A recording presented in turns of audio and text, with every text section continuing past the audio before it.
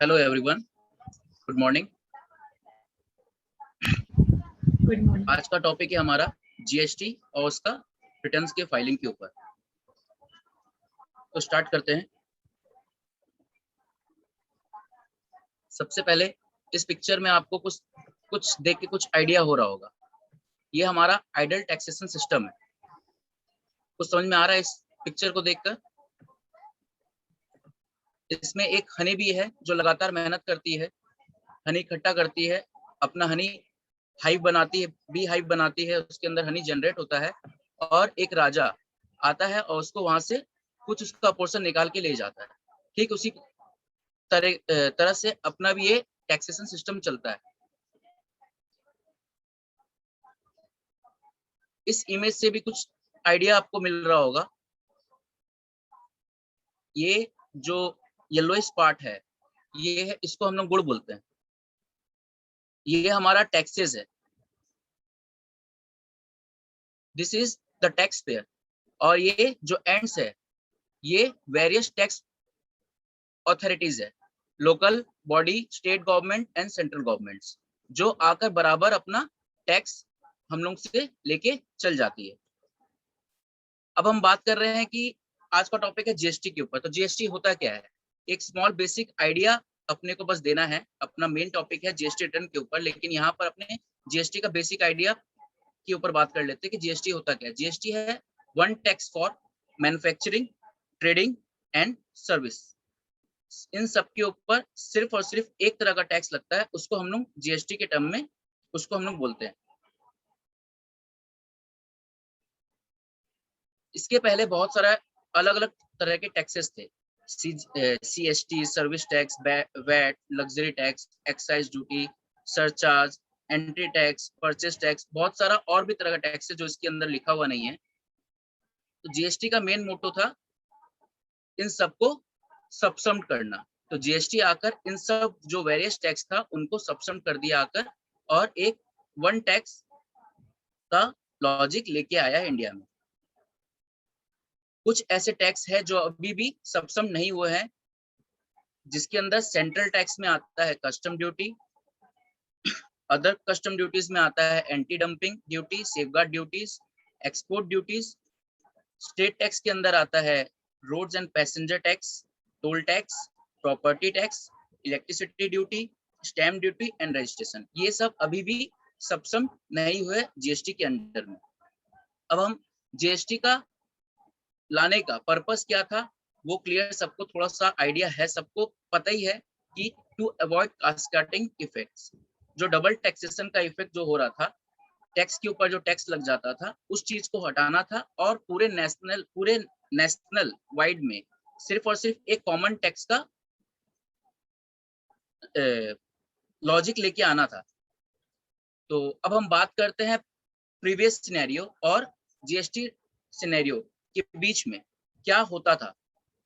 तो previous resume के अंदर मैन्युफैक्चरिंग कॉस्ट अगर 4 लाख का था, उस पर एक्साइज ड्यूटी आपका लगता था 12%, इंफ्रास्ट्रक्चर सेस लगता था 1%, वैट लगता था उसके बाद 12.5%, डीलर इनवॉइस वैल्यू कितना का बनता था, 5,88,500 का। उसके ऊपर डीलर कॉस्ट लगता था, मार्जिन उसका बचता था 50,000 का। तो सेल प्राइस फॉर डीलर कितना होता था, 5,02,000 का। उसके ऊपर फिर आपका वैट लगता था और कंज्यूमर को फाइनल पेमेंट करना पड़ जाता था 5,64,750 का। लेकिन जब से जीएसटी आया है तो उसके अंदर सब चीज सेम है, बस आपका सीजीएसटी एसजीएसटी जो टैक्स है, जिसका बात आगे हम करेंगे अभी, उस पे 36 आपका पेमेंट बन रहा है 472। आपका सेल प्राइस फॉर डीलर आ रहा है 450 का। आपको कंज्यूमर को फाइनल पेमेंट करना पड़ रहा है 531,000, मीन्स 5,31,000 का पेमेंट करना पड़ रहा है।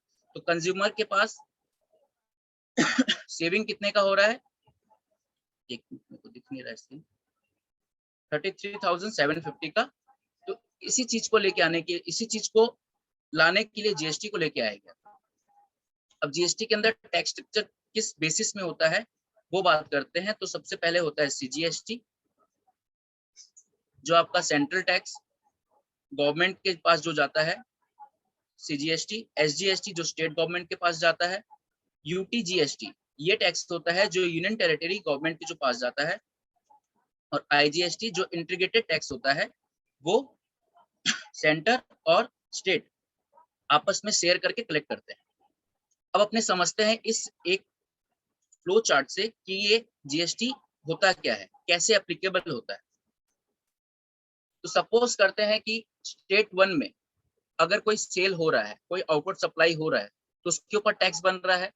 तो स्टेट अगर स्टेट के अंदर ही सेल करता है या सर्विस प्रोवाइड करता है, तो उसके अंदर CGST और SGST का चीज, CGST और SGST के अंदर में वो फॉलो करेगा।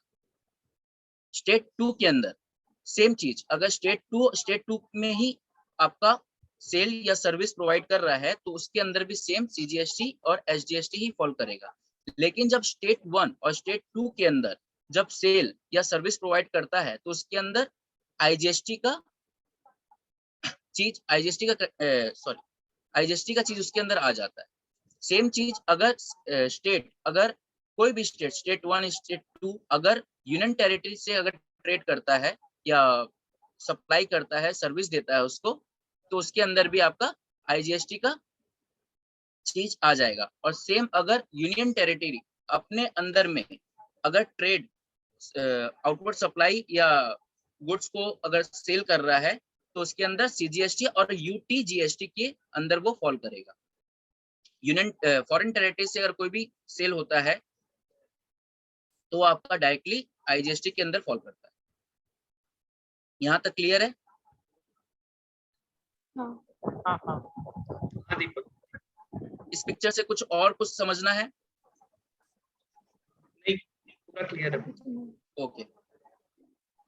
अब इम्पोर्टेंस ऑफ GST होता क्या है? GST क्या होता है? सबके ऊपर एप्लीकेबल होता है, कुछ चीजों के ऊपर जो छोड़ा गया है, except agriculture, medical service and education and everything is taxable under GST। इन सबको छोड़कर GST सबके ऊपर एप्लीकेबल होता है। अब यहाँ पर देखते हैं कि कुछ ऐसे चीजें जिसके जो GST के अंदर कवर्ड नहीं है। तो 5 पेट्रोलियम प्रोडक्ट्स का यहाँ पर मैंने बात किया है कि petrol, diesel, petroleum crude, aviation fuel और नेचुरल गैस, ये आपका GST के अंदर कवर्ड नहीं होता है। एल्कोहल फॉर ह्यूमन कंजप्शन, जो भी अल्कोहल जो ह्यूमन कंजप्शन के ऊपर आते हैं, वो GST के अंदर कवर्ड नहीं होते। और पावर सेक्टर्स, ये भी GST के अंदर कवर्ड नहीं होता।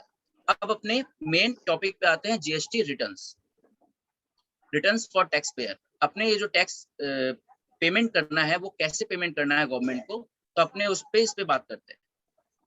एक जस्ट ओवरव्यू ले लीजिए आप GST रिटर्न्स के ऊपर। This are the various kind of GST returns. ठीक है, 1 2 3 4 5 6 7 8 9 9A 9B 10 and 11। This are the various kind of GST returns. लेकिन अपने यहाँ पर इस प्रेजेंटेशन में अपने सिर्फ और सिर्फ GST 1 2 और 3 इसके ऊपर ही बात करेंगे। सबसे पहले आते हैं GSTR 1 के ऊपर। GSTR 1 में सबसे पहले अपने को पता करना है कि आउटपुट सप्लाईज के अंदर क्या क्या फॉल करता है। अब इस इमेज को पढ़ने से, देखने से आपको पता चल रहा है कि जितने भी फूड्स है, यहाँ पर सॉरी मोटेल हो गया, यहाँ पर होटल होना चाहिए था। तो अगर कोई फूड प्रोवाइड कर रहा है, होटल का सर्विस दे रहा है, तो सर्विस भी आपका GST के अंदर, आउटपुट सप्लाई के अंदर वो फॉल करेगा। अगर कोई सूप फैक्ट्री है या कोई गुड सप्लाई कर रहा है, तो वो भी आपका GST के अंदर फॉल करता है।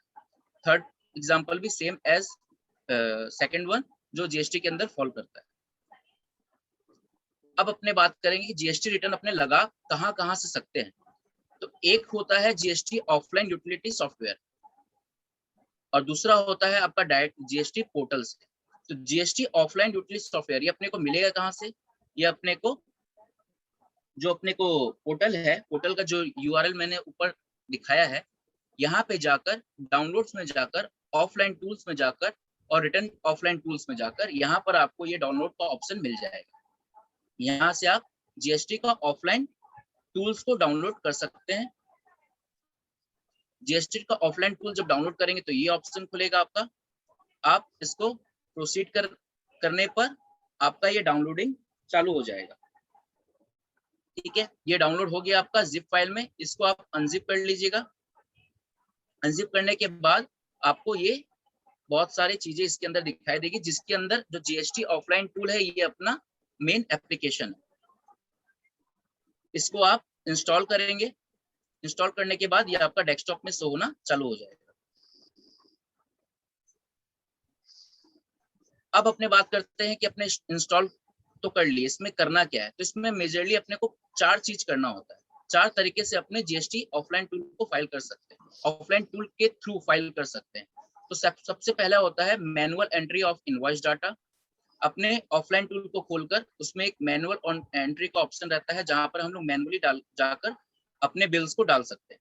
दूसरा ऑप्शन होता है import all sections excel workbook consisting of multiple works. एक जब आप उसको जिप को देखेंगे तो उसके अंदर एक एक्सेल का वर्कबुक भी आपको उसके अंदर मिलेगा, तो जिसके अंदर आप जाकर अपना डाटा को फिल करके आप उसको अगर इंपोर्ट करेंगे जीएसटी ऑफलाइन टूल में, तो आपका पूरा डिटेल्स जीएसटी ऑफलाइन टूल में आ जाएगा। थर्ड ऑप्शन होता है copy and paste from excel workbook. तो ये भी जो अपने जो एक्सेल जो भी देखे थे उसके अंदर जो डाटा डाला गया है वहां से सिंपली हम लोग कॉपी और आकर यहाँ पर पेस्ट अगर कर देंगे तो यहाँ पर ये आपका जो भी डाटा जो वहां से कॉपी किया गया वो जीएसटी ऑफलाइन टूल में आपका शो होना चालू हो जाएगा। और fourth one is import the CSB files. CSB file बोलकर भी एक अपना अलग से एक्सेल उसमें जिप फोल्डर में मिलेगा अपने को। तो उसके अंदर भी उसमें है आपका section wise data. Section wise आपका एक्सेल शीट्स रहता है, B2B, B2C, HSN, various kinds of excel sheets रहता है। तो उसके अंदर जाकर CSV फाइल जनरेट करके वहां से भी डाल सकते हैं। ये तो हुआ अपना समरी। अब इसमें बात करते हैं डिटेल में थोड़ा कि करते कैसे। तो सबसे पहले ऑप्शन था अपना मैनुअल एंट्री का। तो मैनुअल एंट्री जब आप जीएसटी का ऑफलाइन टूल खोलेंगे तो आपके पास ये 3 टैब दिखाई देगा। तो सबसे पहला टैब है upload new invoices other data for returns. दूसरा है open download returns for files from GST portal. और third one is open downloaded error files from GST portal. सबसे पहले अपने बात करते हैं upload new invoices and other data for return. अपने इस पे कैसे काम करेंगे, एक मिनट।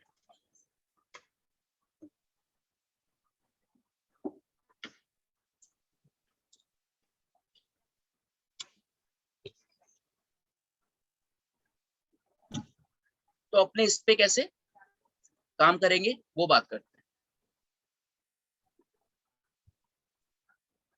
ठीक है, ये जो तीनों चीज था इसके बारे में यहाँ पर आपको पढ़ने के लिए मिल जाएगा। आप यहाँ पर आकर पढ़ सकते हैं कि इसमें क्या क्या चीज कैसे कैसे होता है। तो सबसे पहले अपने बात करते हैं अपलोड न्यू इनवॉइसेस। यहाँ पर कैसे काम करना है अपने को। तो जैसे आप इसको क्लिक करेंगे तो आपको ये पेज आपको ओपन होके आएगा। इसके अंदर आपको जीएसटीआर 1 जाना है। यहाँ पर आपको जिस सप्लायर का आपको जीएसटी फाइल करना है उसका जीएसटी नंबर, जो पर्टिकुलर जीएसटी नंबर होता है हर फाइलर का, वो यहाँ पर आकर यहाँ पर डालेंगे। यहाँ पर फाइनेंशियल यहाँ पर 17-18 है, ये पुराना का मुझे मिला था। तो ये 17-18 को चेंज करके जिस भी फाइनेंशियल ईयर का आपको करना है वो आप यहाँ पर जाकर उसको सिलेक्ट कर सकते हैं। यहाँ पर टैक्स पीरियड कौन से मंथ का आपको जीएसटी लगाना है वो, ये एग्रीगेट ये पुराना है, ये अब नया में आता नहीं है, तो इसको आप छोड़ सकते हैं। ये हुआ आपका सेक्शन वाइज। जब आप उसको प्रोसीड करेंगे तो आपको ये पेज खुल जाएगा। यहाँ पर आप सेक्शन वाइज जाकर B2B का, B2C का और क्रेडिट नोट का, HSN का डिटेल्स यहाँ पर जाकर मैनुअली आप यहाँ पर फिल कर सकते हैं। जैसे आप मैनुअल फिल करेंगे तो ये आपका डिटेल्स जो है यहाँ पर ये पूरा ऐसे आपके सामने शो होना चालू हो जाएगा। इसके बाद आपको जाना है व्यू समरी में। व्यू समरी के बाद जाना है जनरेट फाइल्स में। जनरेट फाइल में जाएंगे तो आपको एक जेसन फाइल क्रिएट हो जाएगा, जो आप जाकर जीएसटी पोर्टल में उसको ऑफलाइन फाइलिंग में जाकर उसको कर सकते हैं। वो भी मैं आगे बात करूंगा, अभी इतना समझिए। यहाँ पर सेकंड है upload from excel sheet. Second option था अपना कि एक्सेल सीट से कैसे अपलोड किया जाता है। तो सेम प्रोसेस जो भी बताया था वही चीज करना है, प्रोसीड करना है। यहाँ पर देखिए ऊपर में इंपोर्ट फाइल का एक ऑप्शन आएगा। इंपोर्ट फाइल में जैसे आप क्लिक करेंगे तो यहाँ पर इंपोर्ट एक्सेल का एक ऑप्शन रहता है। यहाँ पर इंपोर्ट एक्सेल में जब क्लिक करते हैं तो अपने जो एक्सेल में जो अपने को जीएसटी जो जिप फाइल था उसके अंदर देखिए एक एक्सेल भी आपका जनरेट होके आता है। जब इसको आप ओपन करेंगे तो इसमें आपको जो भी इसका टैब के हिसाब से जो डिटेल्स जैसे जाना चाहिए वैसे आप यहाँ पे आपको फिल करना है। फिल करने के बाद इसको सेव करके इसको आप यहाँ पर एक्सपोर्ट एक्सेल में जाकर यहाँ पर इसको ओपन करके यहाँ पर इसको सेव कर सकते हैं। जैसे सेव करेंगे यस का ऑप्शन आएगा। उसके बाद आपको नंबर ऑफ रोज आपने जितना डाटा वहां पे डाला है B2C में वो यहाँ पर आपको शो होना चालू हो जाए। आप कंफर्मेशन बेसिस पे आप देख सकते हैं कि आपका 5 रोज था तो 5 रोज आ गया है। उसके बाद आपको यहाँ पर ये देखिए 1 2 3 4 5 जिस हिसाब से आपने डाला था वहां पर डाटा वो यहाँ पर आपका शो होना चालू हो जाएगा। उसके बाद आपको जाना है जनरेट फाइल्स में। जनरेट फाइल्स में जाकर आपको यहाँ पर जो जेसन है वो यहाँ पर क्रिएट हो जाएगा। ये देखिए आपको यहाँ पर दिख रहा है शायद कि जेसन आपका यहाँ पर क्रिएट हो गया है। इसको आप सेव कर लीजिए जहां आपको सेव करना है, जो पर्टिकुलर फोल्डर में आपको सेव करना वहां सेव कर सकते हैं। उसके बाद जो जीएसटी का मेन पोर्टल जो साइट है उस पे जाकर लॉगिन करके अपने क्या करते हैं रिटर्न डैशबोर्ड में जाते हैं। जो मंथ का अपने को फाइल करना है वहां पर जाकर यहाँ पर 2 ऑप्शन रहता है अपने पास, प्रिपेयर ऑनलाइन और प्रिपेयर ऑफलाइन। अभी अपने बात कर रहे हैं प्रिपेयर ऑफलाइन का। तो यहाँ पर प्रिपेयर ऑफलाइन में जाकर यहाँ पर जो अपने जेसन क्रिएट हुआ है वो यहाँ पे जाकर अपने उसको चूज फाइल करेंगे और चूज फाइल करके उसको यहाँ पर लगा देंगे। जैसे आप लगाएंगे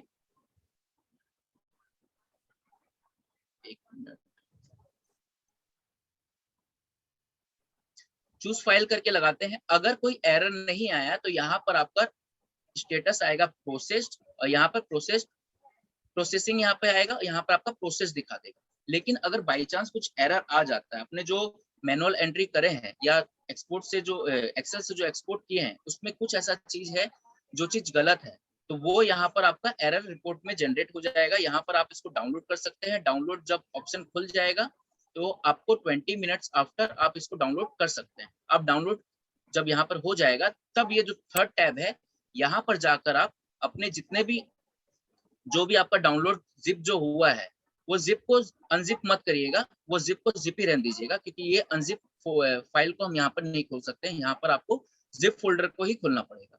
तो ओपन एरर फाइल्स में जाकर आप यहाँ पर जब ओपन करेंगे तो आपको पूछेगा कि आपको कौन सा है। तो ये आपका जो एरर रिपोर्ट जो जनरेट हुआ था ये यहाँ पर आप इसको ओपन कर सकते हैं।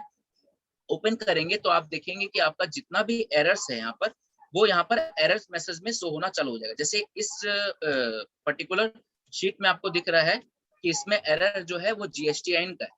मींस सामने वाले जो पार्टी का जो हम लोग बिल्स जो लगा रहे हैं उसका जीएसटी में प्रॉब्लम है। जीएसटी में प्रॉब्लम मतलब अपना कोई भी अल्फाबेट या नंबर्स या उसका कोई भी जीएसटी का नंबर इधर उधर है जिसके कारण वो एरर यहाँ पर शो हो रहा है। तो अपने यहाँ जाकर मैनुअली उसको जीएसटीएन को सही कर सकते हैं। यहाँ ऑप्शन रहता है चेंज करने का।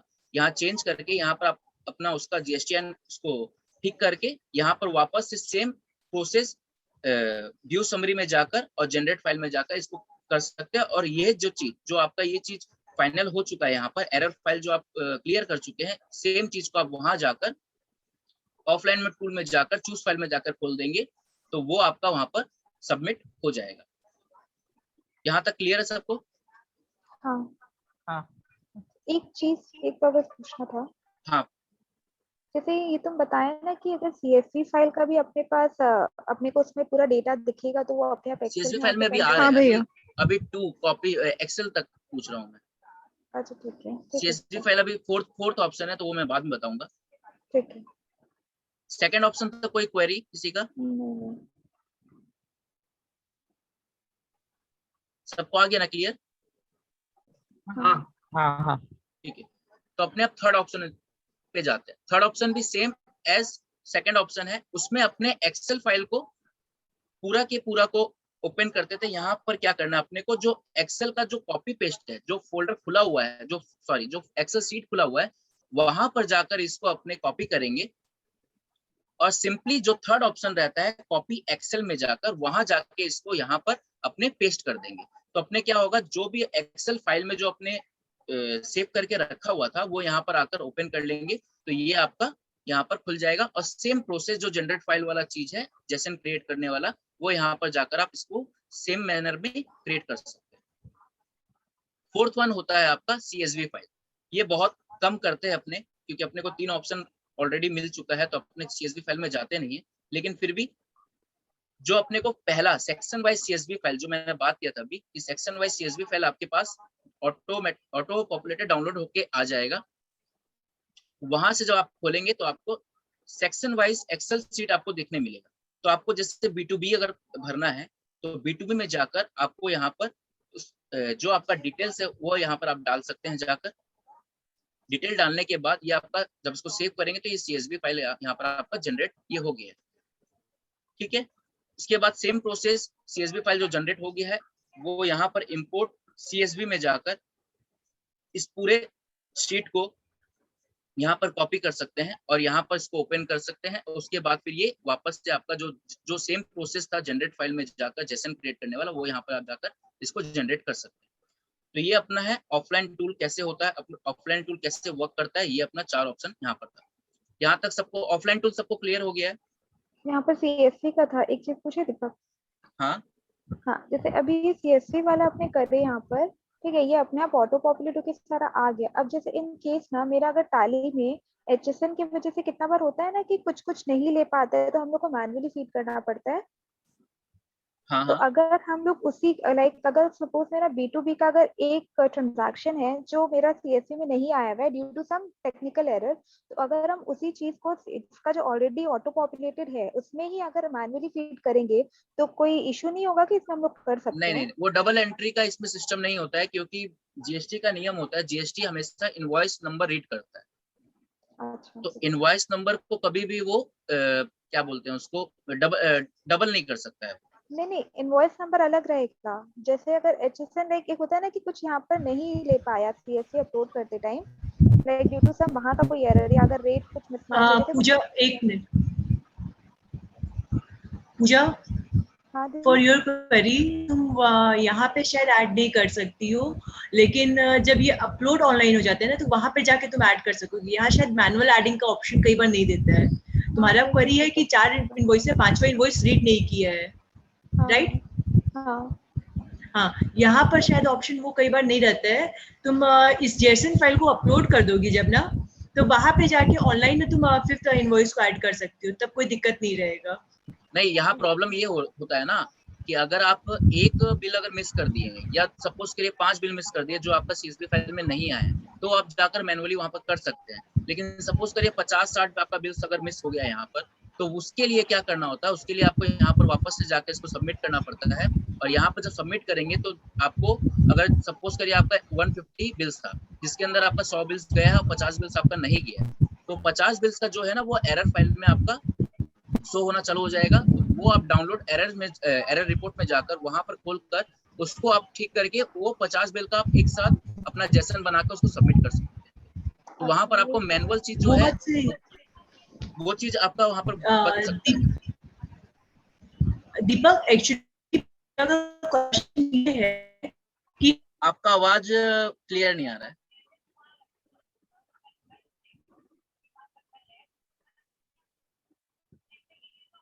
अगर हम एक इनवॉइस मिस कर दिए तो क्या हम यूटिलिटीज में हम मैनुअली किसी इनवॉइस का डिटेल डाल सकते हैं क्या, या सिर्फ ऑनलाइन ही हम ये डिटेल डाल सकते हैं? ये है पूजा का क्वेरी। हाँ नहीं, अगर सिंगल बिल है तो आप मैनुअली जाके कर दीजिए, वो पोर्टल में जाके वो बेस्ट रहेगा। मैं बात कर रहा हूँ 50-60 बिल अगर यूटिलिटी में मिस हो हो जाता सकता है। हाँ, यूटिलिटी में अगर हमको एक या दो मैनुअल डालना है तो डाल सकते हैं क्या? That is the point. डाल सकते हैं, नो इश्यू। लेकिन वो आपका यूटिलिटी मैनुअल अलाउ करता अब है। यहाँ पर आप मैनुअल डालेंगे और वहां पर मैनुअल डालेंगे, बात एक ही होगा। यहाँ पर आपको जाकर वापस से जेसन क्रिएट करके आप वहां पर सबमिट करेंगे, हाँ, तो वो टाइम ठीक है। थोड़ा ज्यादा हो जाएगा। हाँ ठीक है, समझ गए। ठीक है पूजा क्वेरी क्लियर हो गया? हाँ हाँ ठीक है, यही पूछिए। ठीक है, ठीक तो है। अपने ऑफलाइन टूल को आगे बढ़ते हैं ऑफलाइन टूल से अपने। अब आता है ऑनलाइन फाइलिंग। ऑनलाइन फाइलिंग जो आपने बताया था अभी कि वो सीधा पोर्टल में जाके अपने करते हैं। तो जैसे किसी का आपने लॉगिन किया तो ये पेज खुलता है आपका। यहाँ पर फाइल रिटर्न्स में जाकर आपको जो पीरियड सेलेक्ट करना है, जिस क्वार्टर का सिलेक्ट करना है, जिस फाइनेंशियल ईयर का सिलेक्ट करना है, वो यहाँ पर पहले सेलेक्ट कर लेते हैं अपने। उसके बाद अपने जब जैसे यहाँ पर जून का खुला हुआ है तो जून का GSTR 1 अपने फाइल करना है। तो जून का GSTR 1 में जाकर अभी अपने कर रहे थे प्रिपेयर ऑफलाइन, अब करेंगे अपने प्रिपेयर ऑनलाइन। कुछ ऐसे बिल्स जो होते हैं जो मैनुअल एंट्री करने पड़ जाते हैं, जो अभी बात हो रहा था कि मैनुअल एंट्री कैसे किया जाएगा, तो प्रिपेयर ऑनलाइन में जब जाएंगे तो ये सब टैब्स आपका इसके अंदर देखने को मिलता है। तो सबसे पहले अपने टैब समझ लेते हैं कि क्या क्या टैब है। ये है B2C B2B, जितने भी रजिस्टर्ड पार्टी होते हैं वो इसके अंदर जाते हैं। ये होता है लार्ज बिल्स का। ये होता है आपका क्रेडिट और डेबिट नोट। जो रजिस्टर्ड पार्टी का क्रेडिट और डेबिट नोट अगर हो रहा है तो वो 9B के अंदर आएगा। 9B अनरजिस्टर्ड पार्टी का जितना भी क्रेडिट नोट होता है वो इसके अंदर जाता है। ये बेसिकली ये जाएगा नहीं, क्योंकि ये आपका B2C से माइनस ऑलरेडी हो जाता है। अगर अपने देखते हैं टैली से अगर कहीं से और से जब एक्सपोर्ट करते हैं तो ये ऑलरेडी B2C से माइनस हो जाता है। तो इसको अलग से यहाँ पर दिखाने का जरूरत नहीं होता है, लेकिन अगर अपने को दिखाना है तो यहाँ पर इसको डालना पड़ता है। यहाँ पर 6A में है एक्सपोर्ट इनवॉइसेस, जितने भी एक्सपोर्ट इनवॉइसेस है वो 6A में आएंगे। और अमेंड B2B ये अपने बाद में बात करते हैं। ये तो वो अपने बिल्स डालने का, जितने भी रजिस्टर्ड पार्टी है, जो फर्स्ट पेज है ये आपका जितने भी रजिस्टर्ड पार्टी है ये उस पर डील करता है। अब अपने B2B में कैसे फिल करते हैं वो देखते हैं। जैसे B2B क्लिक करते हैं तो अपने को ये पेज ओपन होता है ऐड इनवॉइस का। ऐड इनवॉइस में जब जाएंगे तो अपने को ये सब डिटेल्स इसके अंदर फिल करना होता है। सबसे पहला होता है GSTIN। ये सबसे मेन, सबसे कंपलसरी पार्ट होता है इसका। जैसे GSTIN आप डालेंगे यहाँ पर उस कंपनी का, ये टैब में आपका नाम ऑटोमेटिकली आ जाएगा। उसके बाद आपको इनवॉइस नंबर इसके अंदर डालना होता है, इनवॉइस डेट डालना होता है, प्लेस ऑफ सप्लाई और इसके बाद फिर टोटल इनवॉइस वैल्यू। ये 6 चीज यहाँ पर डालने के बाद आपका नीचे में ऑप्शन आता है total taxable value rate wise. तो जिस रेट का आपको डालना है उस रेट में जाकर आप टोटल टैक्सेबल उसका डाल देंगे, तो आपका जो रेट्स है उसके हिसाब से आपका CGST SGST या प्लेस ऑफ सप्लाई आपका आउटसाइड स्टेट है तो IGST वो कैलकुलेट होके वहां पर आ जाएगा। ठीक है, जब आप डाल देंगे तो आपको ये चीज यहाँ पर ओपन हो जाएगा। आपको दिखना चालू हो जाएगा कि आपका इनवॉइस वैल्यू ये था, आपका इनवॉइस डेट ये था। ये इनवॉइस वैल्यू यहाँ पर थोड़ा गलती है, यहाँ पर 55,000 होना चाहिए था, जो यहाँ पर 50,000 है। बहुत जन ये गलती कर देते हैं कि टोटल इनवॉइस वैल्यू को टोटल टैक्सेबल वैल्यू मान लेते हैं और उसको ऊपर डाल देते हैं। तो वो चीज नहीं करना है अपने को टोटल इनवॉइस वैल्यू के अंदर टोटल इनवॉइस वैल्यू डालना है, जो कि 55,000 होगा। और टोटल टैक्सेबल वैल्यू जो आपका है 50,000, वो आप अपना नीचे रेट वाइज जो है सेग्रीगेशन उसके अंदर उसको डालना पड़ेगा। जब आप इस पर्टिकुलर एक GSTIN का जब एक बिल जाता है तो वो बाहर में आपको शो होना चालू हो जाएगा कि इस GSTIN का आपका एक बिल इसके अंदर अपलोड हो गया है। ये एरर भी आपका कभी कभी आता है। जैसे क्या होता है ना, जब GSTIN आप स्टार्टिंग में जब पहले का डालते हैं तब ये ऐड डिटेल्स का ऑप्शन लेता है। तब ऐड डिटेल्स के बाद ये GSTIN अब इसमें जो पहला जो प्रीवियस GSTIN है वो सेकंड वाले में अपने आप रह जाता है। तो अगर आप इसको ओवरलुक कर देंगे तो जो सेकंड पार्टी जो है आपका, उसका बिल्स आपका GSTIN 1 में चल जाएगा। जो चीज अपना बहुत सारा ये चीज गलती हो जाता है कि आपने पहला जो GSTIN नंबर डाला है उसके बाद जो दूसरा बिल था उसका GSTIN नंबर अलग था, लेकिन आपने इसको देखा नहीं, आपको GSTIN नंबर दिखा, आप इसको इनवॉइस नंबर फिल करते गए तो आपका जो GSTIN जो सेकंड वाला है वो ना जाकर जो फर्स्ट वाला जो GSTIN नंबर था उसके अंदर आपका दोनों बिल शो होना चालू हो जाएगा।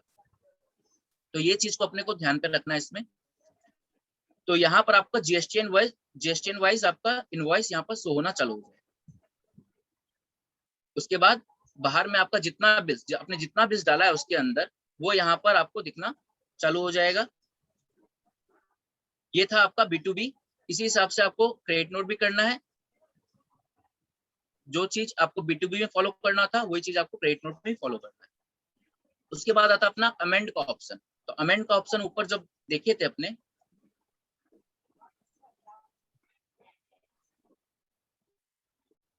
अमेंड B2B इनवॉइसेस, ये क्या होता है?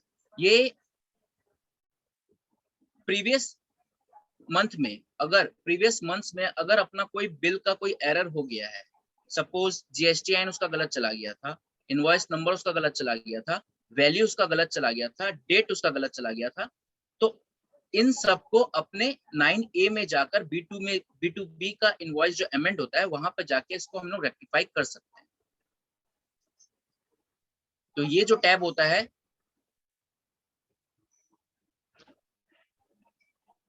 ये जितने भी टैब्स है ये सब अमेंड वाले टैब है।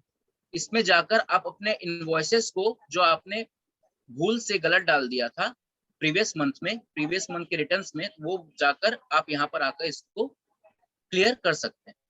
थर्ड आता है आपका GSTR अदर डिटेल्स। ये आता है नॉन रजिस्टर्ड। जितने भी नॉन रजिस्टर्ड जो GST है, क्या बोलते हैं, सप्लायर्स है, ठीक है, जितने भी नॉन GST जो है वो आपका यहाँ पर शो होता है। जैसे B2C के अंदर आप यहाँ पर रेट वाइज डालते हैं, इसके अंदर आपको सिर्फ और सिर्फ टैक्सेबल वैल्यू डालना पड़ता है, आपका टैक्स अपने आप ही कैलकुलेट होके आ जाता है। ये आता है आपका नील रेटेड सप्लाईज, जो भी आपका नील रेटेड हुआ है, जो आपने सप्लाई नील रेटेड किया है, जिसके ऊपर टैक्स नहीं है या जो एग्जेम्प्ट है या जो नॉन GST है, उसको आपको इसके अंदर शो करना होता है। ये आपका टैक्स लायबिलिटी एडवांस रिसीव, कुछ ऐसे एडवांसेज है जो आप पहले लेके बैठ जाते हैं, तो उसको भी आपको इसके अंदर शो करना पड़ता है। उसी हिसाब से आपका ये भी है। एडजस्टमेंट अगर कुछ करना है तो वो सेम यहाँ पर करना है। 12th month which is important, HSN wise ये पहले कंपलसरी नहीं था, लेकिन अभी अप्रैल से कंपलसरी हो गया है कि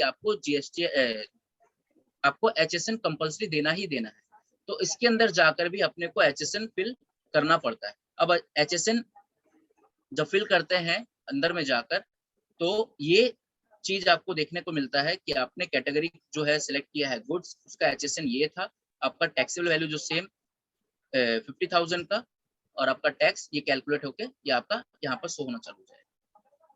ये पर्टिकुलर HSN अपने सबका डालना पड़ता है। यहाँ पे सब चीज डालने के बाद जब अपना रिटर्न्स पूरा शो होना चालू हो जाता है हर एक टैब्स में, तब अपने जाकर यहाँ पर जनरेट GSTR1 समरी को क्लिक करते हैं। ये यहाँ पर समरी जो आपका है इस मंथ का वो क्रिएट कर देता है। आफ्टर फ्यू मिनट्स ये टैब आपका ओपन हो जाएगा। आप यहाँ पर जाकर क्लिक करके सबमिट का जो टैब है वो आपका यहाँ पर ओपन हो जाएगा। आप यहाँ पर जाकर सबमिट कर सकते हैं। सबमिट करने से पहले आप एक बार अपना पूरा रिटर्न्स को गो थ्रू कर लीजिए कि आपका सब रिटर्न शो हो रहा है और अपने अपने जगह पे जैसे से जाना चाहिए था वैसे वैसे गया है कि नहीं गया। ऐसा क्यों? क्योंकि सबमिट होने के बाद आप इसमें फिर इस मंथ में कोई भी चेंजेस नहीं लेके आ सकते। GSTR1 when submitted cannot be changed in the current month। आप जो भी चेंज करना होगा वो आपको फिर नेक्स्ट मंथ में आपको उसमें चेंज करना होगा। तो सबमिट करने से पहले आप अपना पूरा टैब्स को गो थ्रू अच्छे से कर लीजिए कि आपका जो भी चीज था वो अपने जगह पे है और जितना जाना चाहिए था उतना गया है कि नहीं गया।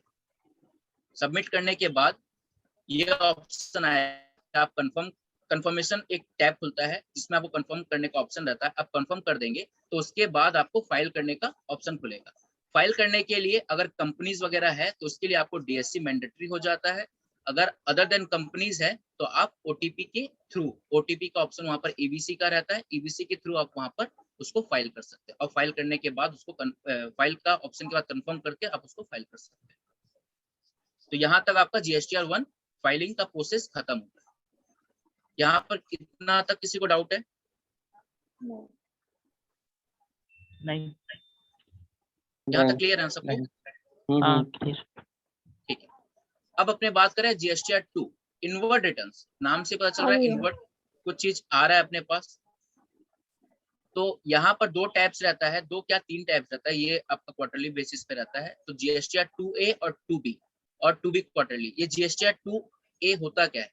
ये क्या होता है ना, जैसे अपने जो GSTR1 लगा रहे हैं, ठीक है, वैसे सामने वाला भी GSTR1 लगा रहा है। तो आपका जो परचेज हुआ है ठीक है। प्रीवियस मंथ में सामने वाले के लिए वो सेल था, वो जैसे ही अपना GSTR 1 लगाएगा आपका यहाँ 2A में वो शो होना चालू हो जाएगा। तो इसमें बेसिकली आपका पूरा परचेज डिटेल, पूरा मंथ का परचेज डिटेल आपको यहाँ पर शो होना चालू हो जाता है। तो वो यहाँ पर जाकर आप देख सकते हैं कि किस पार्टी ने आपका बिल्स लगाया है और किस पार्टी ने आपका बिल्स नहीं लगाया। जब आप उस टैब को ओपन करेंगे तो आपके पास B2B invoices, credit notes, amendment to B2C invoices, इस तरह का पार्ट ए पार्ट बी करके आपको खुलता है, पार्ट सी पार्ट डी। तो इसमें आप जाकर अपना जो चीज आपका परचेज रिलेटेड जो भी चीज था वो आप इसमें जाकर आप चेक कर सकते हैं कि आपका वो चीज लगा है कि नहीं लगा है। कंफर्मेशन करने के बाद आप इसको अब अपने देखते हैं कि GSTR 2 होता क्या है। तो इसके अंदर सेम चीज जो बताए थे अपने कि GSTR 1 का जो भी सप्लायर जो आपका लगा रहा है वो आपका ऑटो पॉपुलेट होकर GSTR 2 में शो होना चालू हो जाता है। रिसिपिएंट के पास, रिसिपिएंट मतलब हम लोग के पास ऑप्शन रहता है इसको एक्सेप्ट करने का, इसको रिजेक्ट करने का और इसको मॉडिफाई करने का। अगर आपको सब चीज सही लग रहा है तो आप उसको जाकर एक्सेप्ट कर सकते हैं। अगर आपको बिल्स लग रहा है कि वो आपका बिल्स नहीं था या गलत बिल है, ठीक है, तो आप उसके पास आप जाकर उसको रिजेक्ट भी कर सकते हैं। या आपको लग रहा है कि कोई बिल था वो गलत आ चुका है, गलत in the sense invoice number गलत है या डेट गलत है या अमाउंट गलत है, तो वो आप यहाँ पर जाकर आप उसको मॉडिफाई भी कर सकते हैं। अगर सितंबर तक, उस फाइनेंशियल ईयर के सितंबर तक और उसका एनुअल रिटर्न होने तक अगर आप इसमें कुछ भी चेंजेस नहीं करते हैं तो इसके बाद आप इसमें मॉडिफिकेशन नहीं कर सकते। अब GSTR 2 को फाइल करने के लिए, देखने के लिए स्टेप्स क्या क्या है। सबसे पहला ब्राउजिंग हिस्ट्री क्लियर कर सकते हैं आप इसका। उसके बाद आपका जो डाटा वैलिडेशन है, जो आप इसको खोल के देख रहे हैं, उसको आप देख सकते हैं। उसके बाद आपको GSTR 2A डाउनलोड करना है। GSTR 2A आपको पोर्टल में दिखना चालू हो जाएगा 13 ऑफ द सब्सिक्वेंट मंथ। 13 के बाद आपको GSTR 2A दिखना चालू हो जाएगा। और उसके बाद आप अपना जितना भी परचेज रजिस्टर्ड है उसको रेडी रख सकते हैं। अपना प्रीवियस मंथ का परचेज रजिस्टर्ड आपके पास रेडी है, GSTR 2A आपके पास डाउनलोड होकर रेडी हो गया है। उसके बाद आप अपना A और B से उसको मैच कर सकते हैं कि आपका क्या डिफरेंस है। अगर कोई डिफरेंस है तो वहां पर क्वेरी रेज कर सकते हैं आप अपने क्लाइंट के साथ, पार्टी के साथ। अगर कोई क्वेरी नहीं है, मिल किया है, तो आप इसको उसके हिसाब से आगे बढ़ सकते हैं। उसके बाद है आपका GSTR 2B, जो अभी बात कर रहे थे। GSTR 2B क्या होता है, ये पहले नहीं था, ये अक्टूबर के बाद से अप्लाई हुआ है कि GSTR 2B अगर आपका फाइलिंग GSTR 1 का फाइलिंग 13 या 13 के पहले अगर हो जाता है तो आपका जितना भी बिल्स GSTR 1 में लगा है वो 2B में शो होना चालू हो जाएगा। 13 के बाद अगर कोई पार्टी आपका बिल लगा रहा है तो वो आपका 13 उस मंथ के 2B में शो नहीं होगा, वो आपका कमिंग जब वो बिल लगाया है वो आपका नेक्स्ट मंथ में फिर वो शो होगा या शो होना चालू होगा। उस मंथ का 2B का अगर देखना है तो 13 के पहले जो भी बिल्स आपका लगा है आप उसी को उसमें देख पाएंगे, उसके बाद का बिल आप उसके अंदर नहीं देख पाएंगे। तो ये 2B मैं खोल के रखा हूँ। इसके अंदर आपको जितना भी ITC है 13 तक का वो यहाँ पर शो हो रहा है, ठीक है। और नीचे आपका ITC रिवर्सल कुछ किया गया है, कोई क्रेडिट नोट डेबिट नोट अगर होगा, क्रेडिट नोट अगर हुआ होगा तो वो यहाँ पर ITC रिवर्सल में शो हो रहा है। तो ये आपको जो चीज है वो 2B के अंदर शो हो रहा है और यही चीज आपको आगे जाकर 3B के अंदर भी ऑटो पॉपुलेट होकर शो होना चालू हो जाएगा। तो 2B जो चीज लाया गया है वो 3B के लिए लाया गया है कि आप 13 या 13 के पहले अपना GSTR 1 रिटर्न लगा दे ताकि आपका 3B के अंदर वो इनपुट आप उसको ले सकते। यहाँ तक सबको क्लियर है? 2B का लॉजिक? हाँ। ठीक है। उसके बाद आता है अपने 3B। 3B में मेजरली पहले अपने को भरना पड़ता था, ठीक है। जितने भी उसके टैब्स जो रहते थे उसको अपने को मैनुअली जाके भरना पड़ता था। लेकिन जब से ये ऑटो पॉपुलेट चीज जो आया है अक्टूबर से, उसमें आपको कुछ भी फिल नहीं करना होता है। आप जो GSTR 1 जैसे ही फाइल करते हैं आपका 3B का टैब ओपन हो जाएगा। आप 3B का टैब देख भी नहीं सकते हैं, पहले आपको देखने मिलता था।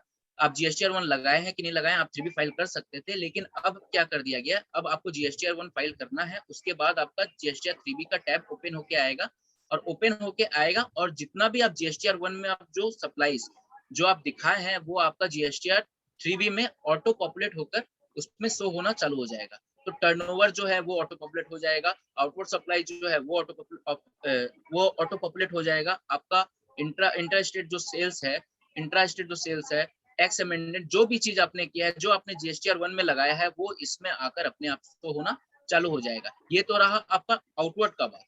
और इनवर्ड का वो कहाँ से आएगा, जो अभी मैंने बताया, इनवर्ड भी जो है इनवर्ड जो है वो आपका जीएसटीआर 2B से ऑटो पॉपुलेट और ऑटो कैलकुलेट होकर वो भी आ जाएगा। इंटरेस्ट लायबिलिटी अगर कुछ बन रहा है आपका तो वो भी इसमें ऑटो कैलकुलेट हो जाएगा, आपको कुछ भी नहीं करना है। लेट फाइन, अगर प्रीवियस मंथ का आपका जो रिटर्न है वो लेट लगा है तो आपका इस ईयर इस मंथ में कुछ आपका लेट फाइन बनता है, तो वो लेट फाइन आपका कैलकुलेट होकर यहाँ पर शो हो जाएगा। आपको करना क्या है, आपको जो टैक्स पेबल है उसको आपको एडजस्ट करना है और उसको पेमेंट करना है। आपका जो लेट फाइन है उसको आपको पेमेंट करना है। आपका जो रिफंड जो बन रहा है, अगर आपका आईटीसी ज्यादा है और आपका टैक्स कम है, टैक्स पेबल इस बार कम है, तो आप उसका जो आपका लेजर जो है वो आप इसको, आपका जो आईटीसी है वो आपका इसमें क्लेम हो सकता है। अगर आपका आईटीसी कम है और पेबल ज्यादा है तो आपको इलेक्ट्रॉनिक कैश में जाकर पैसा पेमेंट करना पड़ता है चालान के थ्रू, और उसके बाद इसको जाकर आप इसको सबमिट करके फाइल कर सकते हैं। तो अपने देखते हैं जीएसटीआर 3B में होता क्या क्या। तो जीएसटीआर 3B अपने खोलेंगे, सबसे पहला ऑप्शन रहता है कि ये आपका फाइल नील रिटर्न का है कि नहीं। तो नील रिटर्न का अगर नहीं है तो इसमें जाकर नो करेंगे। नो करने के बाद ये देखिए आपका जो भी जीएसटीआर 1 था उससे ये अपने आप ऑटो पॉपुलेट होकर ये चीज आपका आ चुका है। इस पार्टी का जो था वो आपका टैक्सेबल वैल्यू इतना था, आपका आईटीसी इतना था, नॉन जीएसटी सप्लाई कुछ था नहीं, और इंटरेस्ट और लेट फाइन आपका कुछ भी नहीं था। तो ये यहाँ पर आपका चीज खुल गया। उसके बाद आपको जाना कहाँ है, आपको जाना है सबसे पहले यहाँ सेव करना है, सेव जीएसटीआर 3B। ये एरर बाद में क्रिएट हो सकता है आगे जाकर कि आपको ऑफसेट करने में प्रॉब्लम कर सकता है। आप जब इसमें पेमेंट करेंगे, क्रिएट चालान करके जब आप इसमें पेमेंट करते हैं तो बहुत बार ऐसा होता है कि पेमेंट आप कर चुके हैं लेकिन आप उसको ऑफसेट नहीं कर पा रहे। तो ये प्रॉब्लम जब जीएसटी में बात हुआ था तो ये बताया गया था कि आपने जाकर शायद सेव नहीं किया है, अपना जो प्रीवियस जो 3B है उसको सेव करना होता है, उसको सेव कर लेंगे तो जाकर आप वहां पर जाकर अपना ऑफसेट आप उसको क्लियर कर सकते हैं। तो ये जितना भी चीज भरने के बाद आपका मैनुअल भी अगर भरना है, सॉरी ऑटो पॉपुलेट जो होके आ चुका है उसके बाद भी आपको यहाँ पर सेव जीएसटीआर 3B करके ही आगे प्रोसीड करना है। ये सेव हो जाएगा। उसके बाद प्रोसीड टू पेमेंट का ऑप्शन खुलेगा आपका।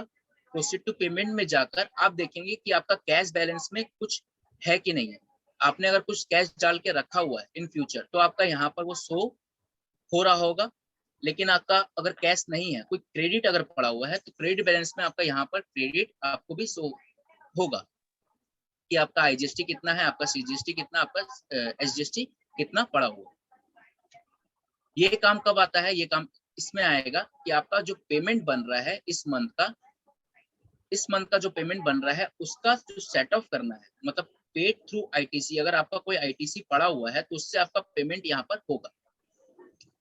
तो अब आते हैं ये पेमेंट कैसे करेंगे, ये सेट ऑफ कैसे करेंगे। अगर आपका जितना आईजीएसटी है उतना ही आपका आईजीएसटी आपका आईटीसी में पड़ा हुआ है तो आप सिंपली उसको डाल सकते हैं।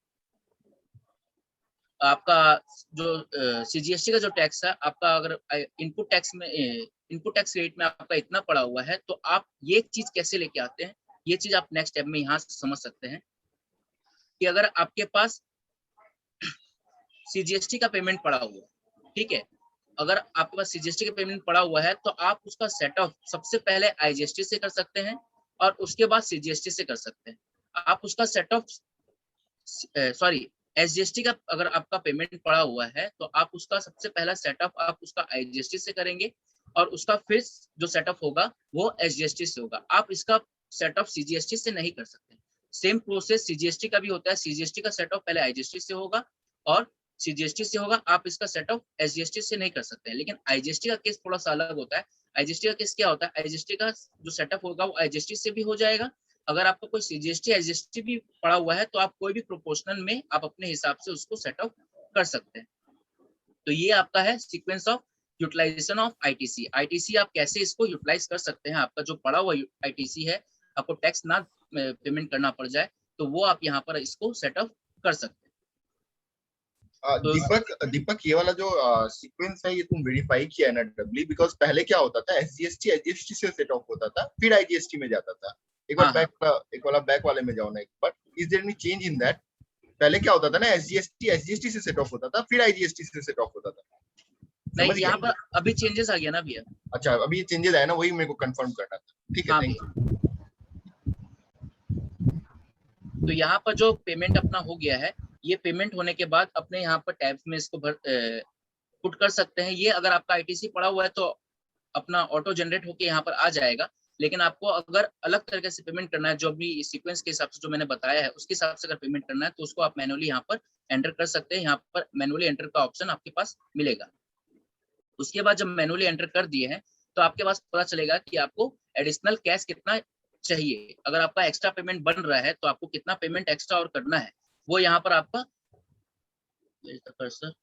यहाँ पर आपका शो होना चालू हो जाएगा कि आपको 45 45412 और 48263 इसका पेमेंट आपको एक्स्ट्रा करना है। तो इसका पेमेंट करने के लिए आपको क्या करना होता है, आपको यहाँ पर क्रिएट चलान में जाकर एक चलान जनरेट करना होता है, और चलान जनरेट करने के बाद नेट बैंकिंग के थ्रू या ऑफलाइन के थ्रू उसका पेमेंट किया जाता है। नेट बैंकिंग के थ्रू पेमेंट करना है तो आप नेट के थ्रू कर सकते हैं, लेकिन आपको अगर चलान जाकर बैंक में पेमेंट करना है तो आपको उसका भी ऑप्शन रहता है।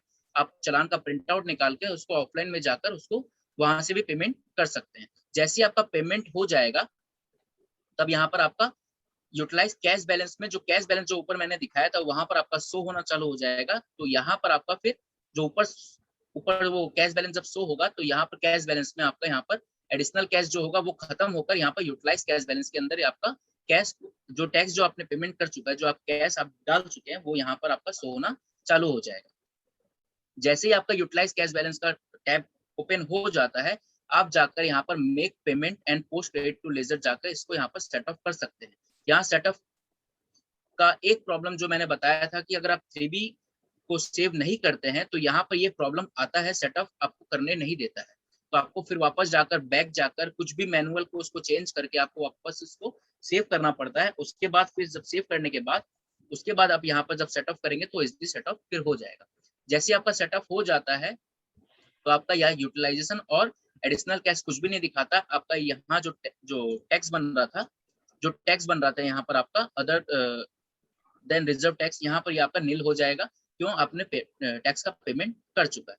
तो जब टैक्स का पेमेंट हो जाता है तो यहाँ पर फिर ये प्रोसीड टू फाइल का ऑप्शन खुल जाएगा। आप प्रोसीड टू फाइल में जाकर आप जिस हिसाब से 3B को फाइल किए थे उसी हिसाब से यहाँ पर GSTR 1 को जिस हिसाब से फाइल किए थे 3B को उसी हिसाब से यहाँ पर आप फाइल कर सकते हैं DSC या EBC के थ्रू। तो यहाँ तक अपना 3B जो है वो एंड होता है।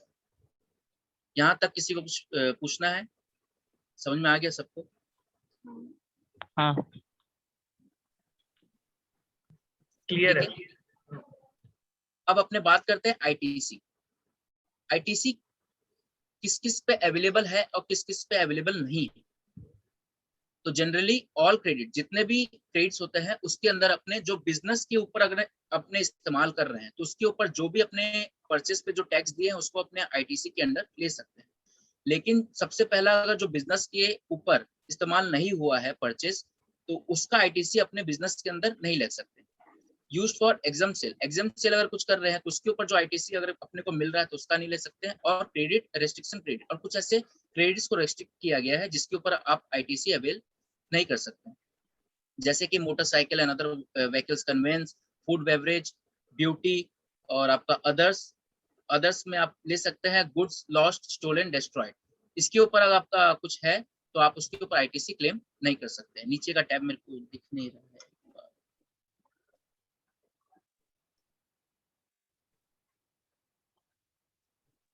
ब्यूटी सबसे पहले आते हैं food and beverage. Food and beverage में आउटडोर कैटरिंग रेस्टोरेंट वगैरह जो होटल्स वगैरह होता है उसका ITC आपको क्लेम नहीं मिलता है।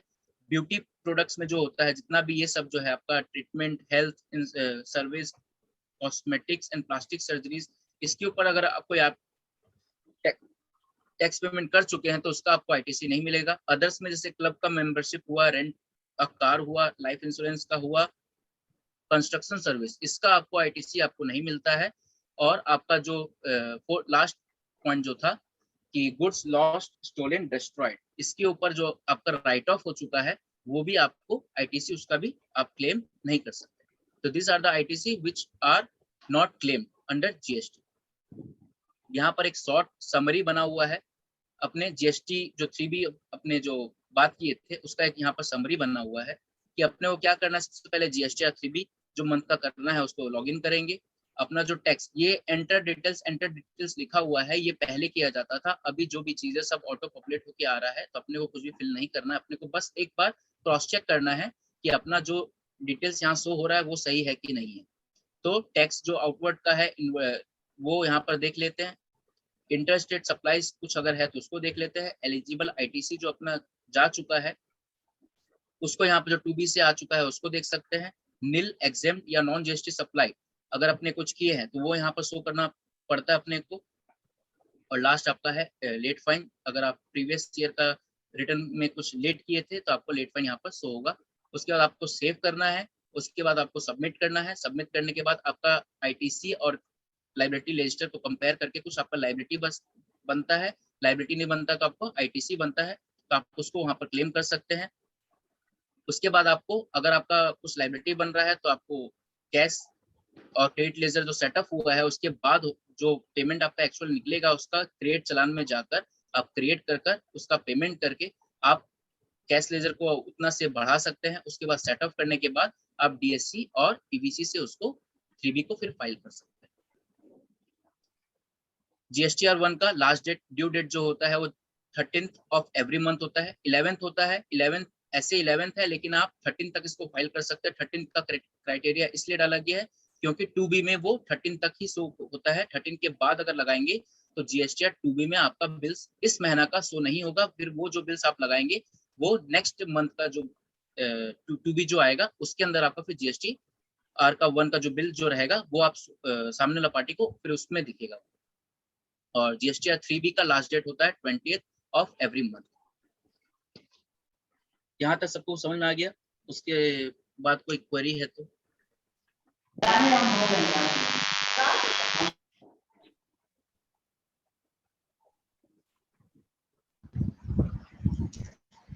सबको क्लियर हो गया?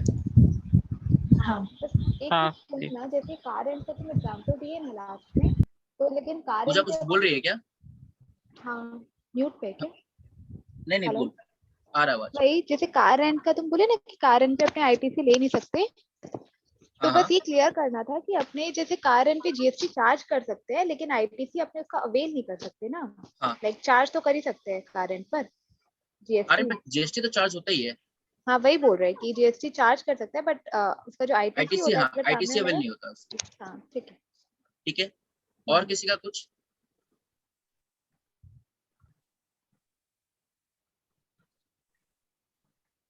ठीक है तब, थैंक यू।